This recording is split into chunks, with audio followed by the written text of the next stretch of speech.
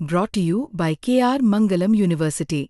We provide you the platform to turn your dreams into reality. Give wings to your aspirations with KR Mangalam University.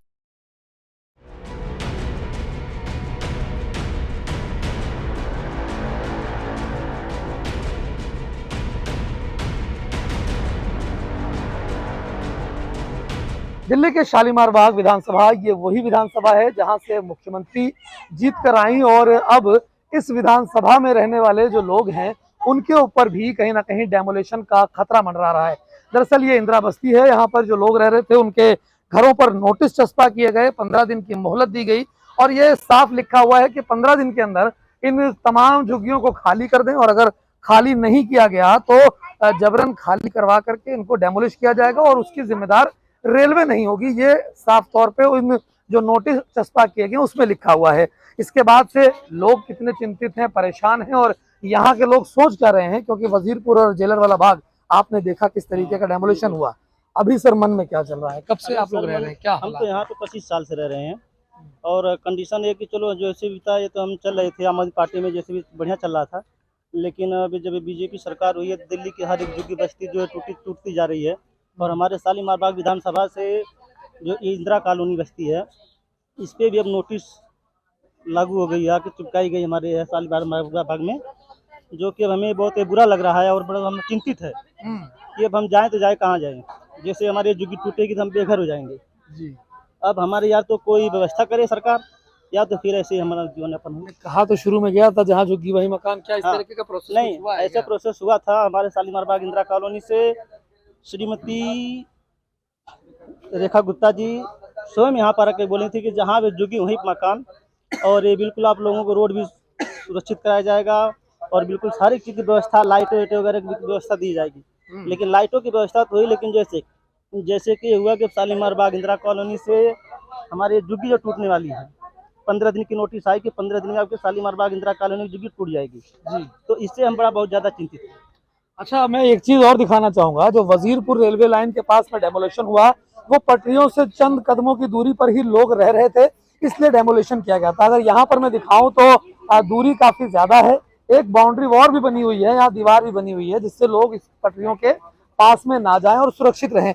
लेकिन उसके बावजूद भी यहाँ पर notice लगा दिया गया रेलवे की तरफ से। फिलहाल जो लोग हैं, महिलाएं भी हमारे साथ में, उनसे भी बातचीत करेंगे। मैम, कितने सालों से आप लोग रह रहे हैं यहाँ पे? हमें तो अभी पता नहीं हम कितने साल से रह रहे हैं। से आप लोग रह रहे हैं? हो गया हम लोगों को यहाँ पे 12-13 साल। 12-13 साल आप तो हो गया। हाँ, आप जिस परिवार में आए हैं वो लोग पहले से रह रहे होंगे। हाँ, वो लोग पहले से रह रहे हैं, मम्मी पापा रहते हैं यहाँ पर।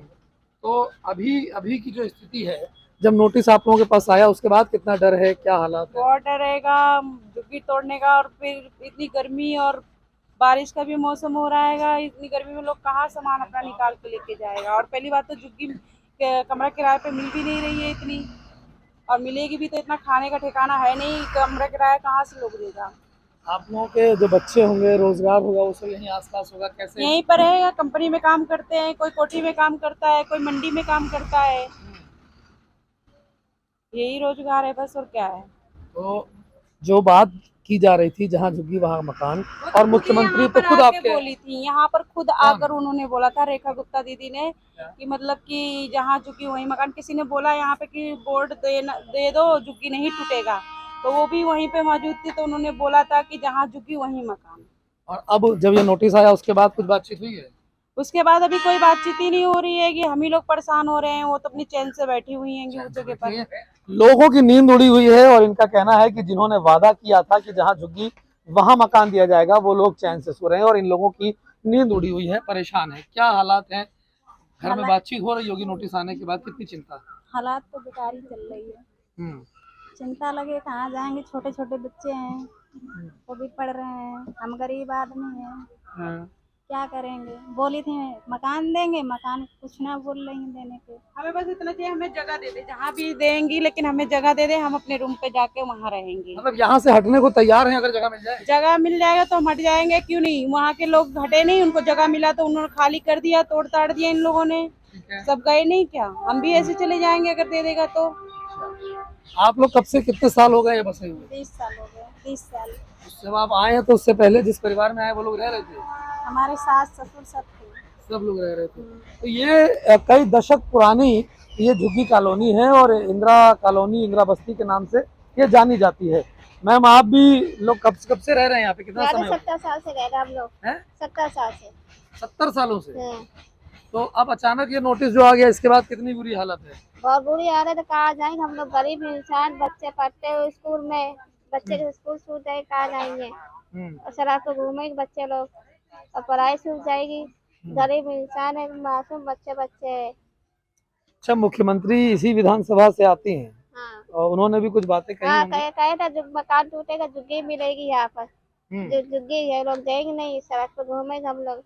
अच्छा, तो अगर जगह आप लोगों को मिल जाए तो खाली करने को तैयार हैं? हाँ, जगह मिल जाएगी खाली कर देंगे। जगह नहीं मिलेगी खाली कहाँ से करेंगे? हम लोग यही रहेंगे, यही मरेंगे, यही जिएंगे। अगर डेमोलेशन के लिए आते हैं 15 दिन बाद, तब क्या करेंगे? क्या करेंगे? यही जिएंगे और क्या करेंगे? मकान दे दे कोई। इसको तो तोड़ देंगे कह रहे हैं। मकान मिल जाए तो सही रहेगा।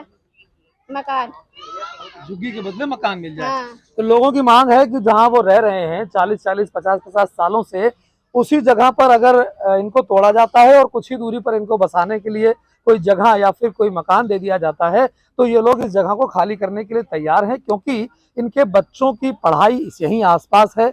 जो जेंट्स हैं उनका रोजगार यहीं है, कोई महिलाएं हैं वो भी काम करती हैं, तो वो किसी फैक्ट्री में या कहीं पे काम करके अपनी पूरी घर की आजीविका को चलाती हैं। और अगर यहाँ से इन लोगों को हटाया गया, मकान और झुग्गियों को तोड़ दिया गया, तो ये लोग सड़कों पर आ जाएंगे और छोटे छोटे बच्चे जो हैं वो उनके भविष्य और उनकी पढ़ाई पर भी असर पड़ेगा। लेकिन फिलहाल जो नोटिस दिया गया है उसके बाद किस तरीके की कार्रवाई होगी, ये देखने वाली बात है।